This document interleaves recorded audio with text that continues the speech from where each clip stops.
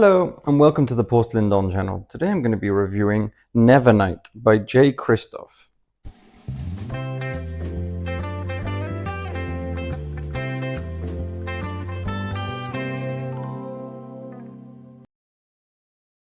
Hello, and as I said, this is going to be my spoiler-free review for Nevernight by Jay Kristoff.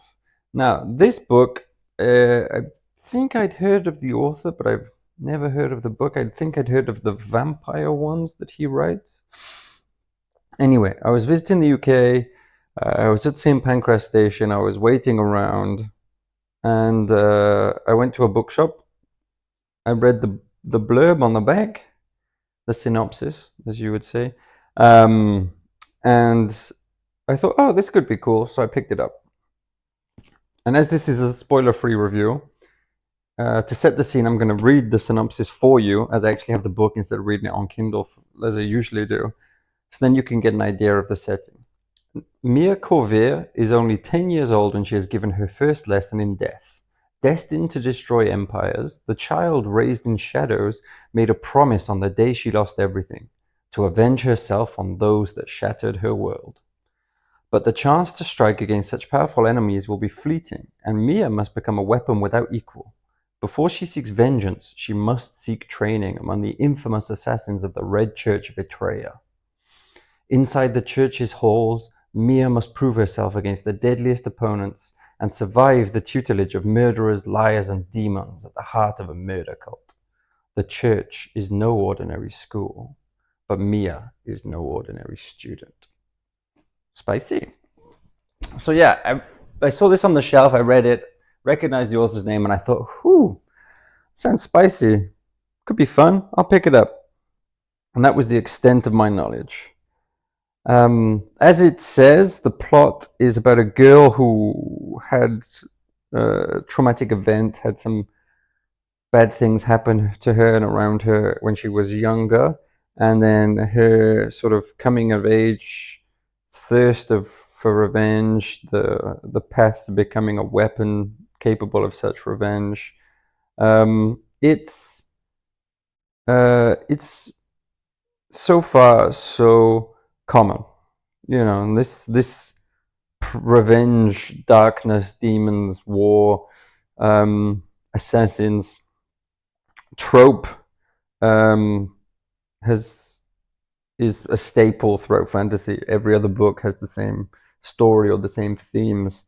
Nothing wrong with that, you know. I love a trope well done, as I say all the time, and I'm probably sure that you guys are definitely sick of it.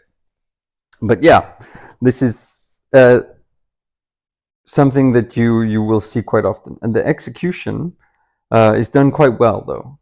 The writing is interesting. The pacing is interesting. It's very action-packed, very emotive, very exciting. There's a lot going on. The characters are, you know, they're fine. They're not terrible. They're not detrimental, but at least, like, I'm looking at the back of the book, and Robin Hobb says, characters you will remember for years. And she knows infinitely more than I do.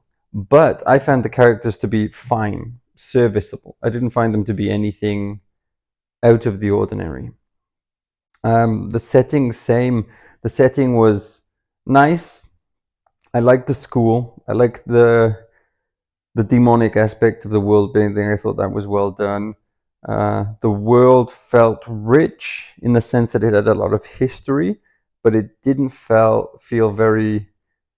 It felt vibrant and flashy, but it didn't feel very living. You know, it didn't feel like there was a lot going on externally to the story, you know, which might seem very vague, but the story seemed quite. The world and the activity in the world seemed to be focused inside the story and not much going on around it, you know, which is okay. Sometimes that happens. It's not necessarily a drawback, but I do like, as someone who loves world building, I like an active world feeling. So that was a negative. The prose I enjoyed mostly. It was quite good. The way he writes, he obviously writes in a very fast-paced, action-heavy way. There was one thing that really did bother me about this book, though, is that I'm sorry, I don't know the technical term, but it's like asides where the author will write something and then he'll do like an asterisk or a star or a cross or some sort of symbol that denotes. You have to go below to the corresponding symbol to a sort of addendum, if you will, to the phrase.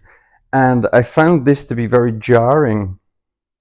And it really started to bother me because the tone was trying to be quite dark and quite serious and quite emotive. And then you would have these asides that were just, puns or jokes or, cute observations. And it was just too self-indulgent for me. It didn't serve the story, it detracted from the story, and there would sometimes be 3 on a page, so it'd be boom, boom, boom, boom, boom, boom. And I thought, but he's obviously a better writer than me, so I want to put that out there now. But I thought, you're not a good enough writer to put the focus on trying to be so cute. You write very well, but you could put a lot more focus in the character work or being better instead of the jarring dichotomy of the cute asides and then the dark, sort of heavy, edgy tone of the story itself. It felt a bit confused, and it just felt annoying that they didn't, like, once or twice is fine, but it felt like it was most pages and sometimes several times a page, and you just thought, it felt like it wasn't for the audience. It felt like it was for him. Like, look at me, look what I'm doing, look what I can do. And for me, it didn't pay off. It wasn't a flex. It didn't add to the story. It was detrimental to the story, and it showed a weakness in the author where you don't have to put everything in that you can. You have to put everything in that serves the story. And I felt this detracted. And like, for example, Terry Pratchett, he does that all the time, these little addendums to the story. And first of all, tonally, his books are very, very different. Second of all, Terry Pratchett is a master. People think his books are silly, or people who've read them just think, oh, they're just sort of throwaway, funny stories. But they're meticulously crafted, and there's so much depth. I'll probably go do some Terry Pratchett books at some point, but he's a master of the craft. So not only is he a master of the craft, but tonally, that's the tone that his books are. They're satire, they're silly, they're absurdist. So doing this does add this kind of thing.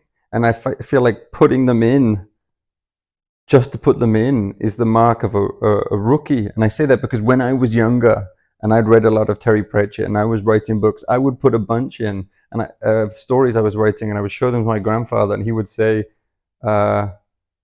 essentially, that these have to be earned, in the sense that you have to get to a position where you can manipulate the text enough to warrant putting them in, and to put them in smoothly instead of just putting them in because you can, to show how clever you are, or to try to show how clever you are, because it often has the inverse effect.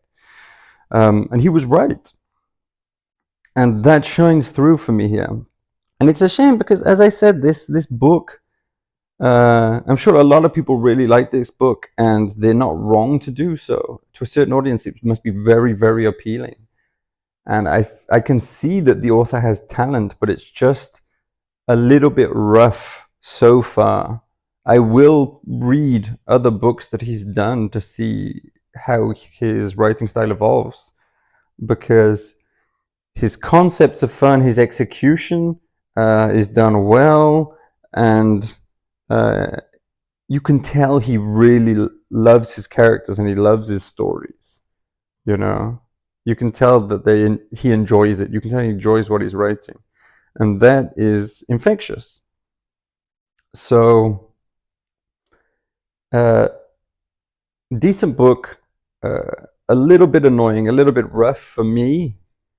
It's probably not one that I would recommend to people around me.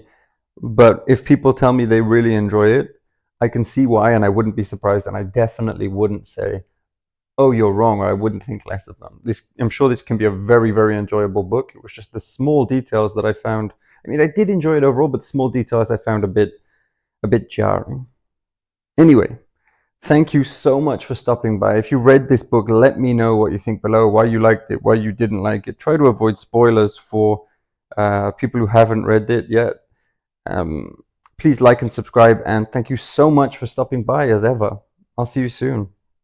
Bye bye.